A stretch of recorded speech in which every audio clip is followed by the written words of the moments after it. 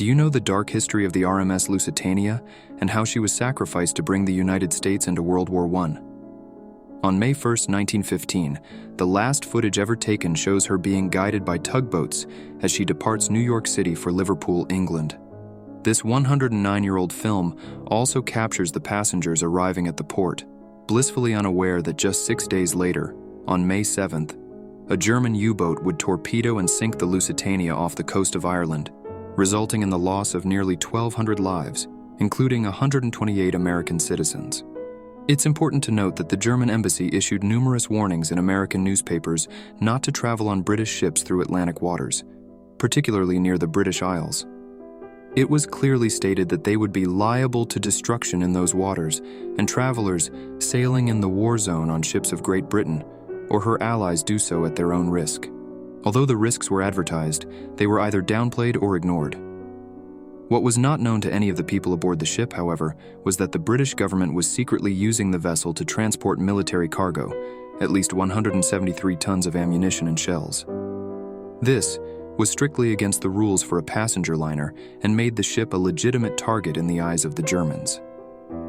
Although British authorities denied such accusations for decades and potentially tried to destroy the evidence, it was finally confirmed in 2008 when divers discovered the munitions. One factor that contributed to the large loss of life was the speed with which the Lusitania sank. Within 20 minutes, she was sitting beneath 300 feet of water. Only 10 out of 48 lifeboats were successfully launched.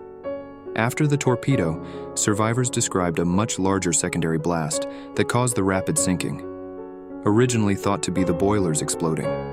However, modern investigations of the wreck have revealed that the boilers appear intact and that the secondary explosion likely stemmed from the secret military cargo, possibly some larger or experimental weapons which the Germans had intel on. There are numerous claims that British intelligence was aware of the presence of the U-boat and not only failed to warn the Lusitania, but also neglected to provide an escort ship. This becomes more suspicious when considering that Winston Churchill wrote in his memoirs that the consequence of the United States joining the Allies was indeed the deciding cause. Without America, the war would have ended in a German victory. The tragedy was immediately used to support a massive wave of propaganda that culminated in the United States entering the war in 1917. The next year saw the release of The Sinking of the Lusitania, a 12-minute film that was the longest work of animation at the time and is the earliest surviving animated documentary. Composed of 25,000 individual drawings on 900 feet of film, it painted a vivid picture unlike anything most people had ever seen before, and was advertised as the world's only record of the crime that shocked humanity. The graphic nature of the film was effective in continuing to sway public opinion in favor of the war and ensuring new recruits joined the war effort.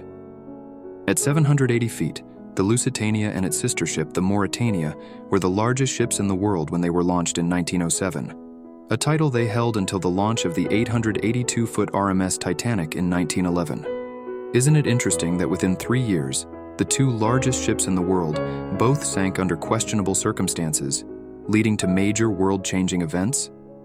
While the sinking of the Titanic helped create the Federal Reserve and set up conditions for World War I, the sinking of the Lusitania was the catalyst that propelled the conflict into becoming a full-blown world war.